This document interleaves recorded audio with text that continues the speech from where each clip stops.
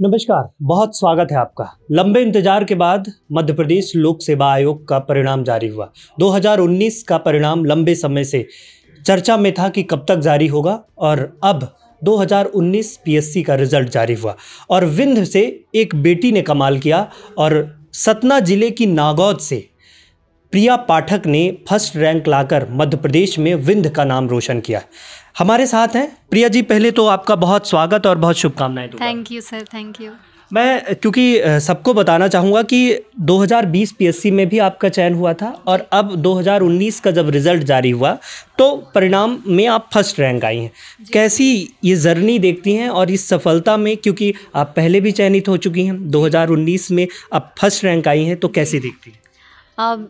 बहुत अच्छी बात है, बहुत अच्छा फील हुआ, बहुत ओवरवेलमिंग था।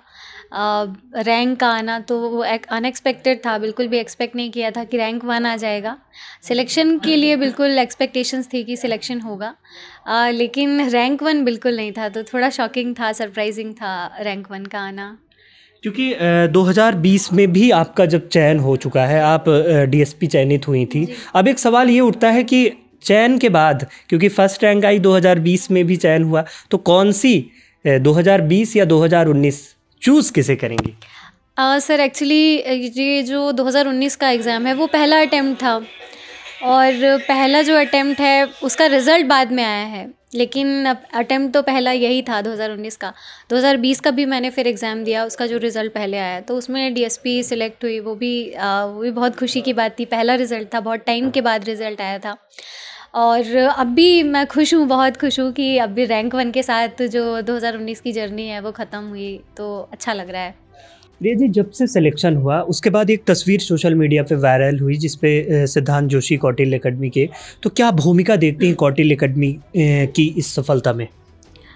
मैं संस्थान से जुड़ी 2019 के इंटरव्यू के समय पे, तो तब से जो भी इंटरव्यूज़ के मॉक वगैरह हैं और जो भी रिव्यूज़ मुझे मिले हैं सर से, तो बिल्कुल मैंने उसे इम्प्लीमेंट करने की कोशिश की है। जो भी मुझे प्रॉब्लम गई है इंटरव्यू रिलेटेड, गाइडेंस रिलेटेड, तो बिल्कुल सर से मुझे मार्गदर्शन मिलता रहा है। यानी कि कौटिल्य अकेडमी की बड़ी भूमिका कही जा सकती है। जी। क्योंकि एक सवाल आपसे पूछना बहुत ज़रूरी हो जाता है, क्योंकि ये जो रिज़ल्ट जारी हुआ है उसमें 13% रिज़ल्ट को होल्ड किया गया है। क्योंकि आप फर्स्ट रैंक आई हैं, क्या कहना चाहेंगी? जिन परिणामों को होल्ड किया गया है उनको लेकर क्या कहेंगे?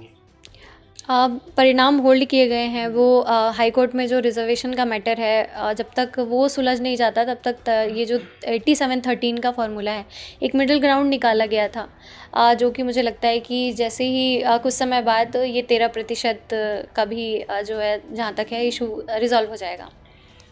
सिविल सर्विसेज की एक लंबी जर्नी होती है, नई सरकार बनी है, नई सरकार से क्या उम्मीदें आप चाहेंगी? क्योंकि आपने भी वो जर्नी फेस की। 2019 का परिणाम 2023 लास्ट में जारी हो रहा है।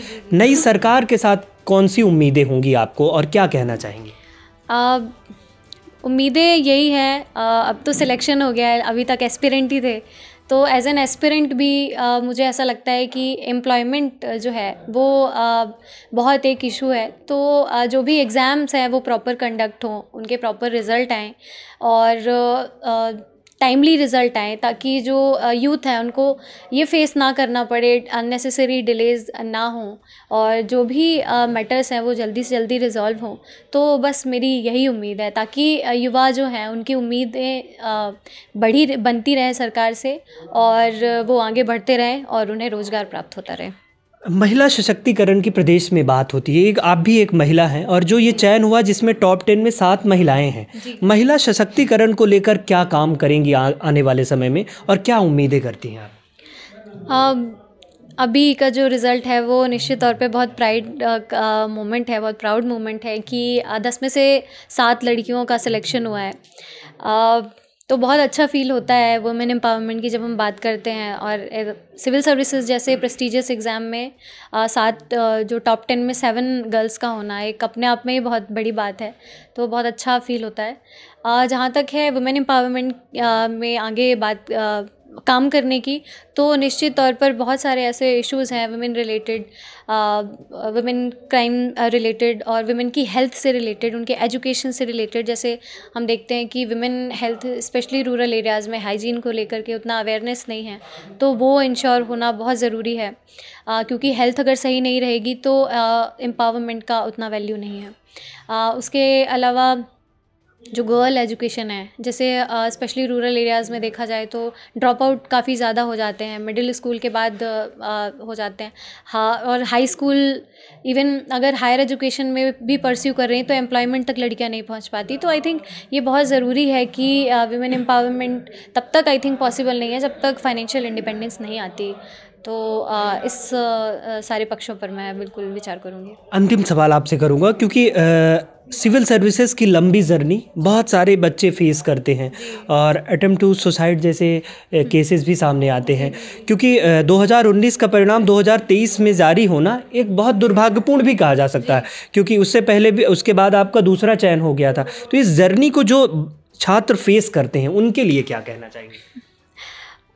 निश्चित तौर पे बिल्कुल रिलेट कर पा रही हूँ मैं, क्योंकि 2020 का हालांकि सिलेक्शन हुआ था, लेकिन 2019 का मेरा पहला अटैम्प्ट था। मुझे इससे काफ़ी एक्सपेक्टेशंस थी, क्योंकि पहला अटैम्प्ट होता है, बहुत उत्साह के साथ आप अटैम्प्ट देते हैं।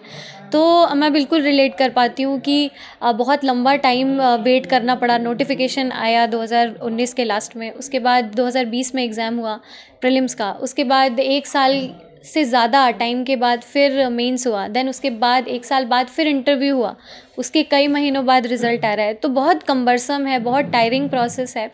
तो आई थिंक ये एक बहुत चैलेंजिंग होता है। यहाँ पे पेशेंस की बहुत ज़्यादा ज़रूरत है, क्योंकि इतना अनसर्टेनिटी होती है इस पूरे 19 के एग्ज़ाम में। तो आई थिंक हिस्ट्री है वो 19 का एग्ज़ाम, कि एग्ज़ाम हुआ, फिर ये भी कंडीशंस आई कि अब वो कैंसिल होने वाला है, वापस से एग्ज़ाम होगा।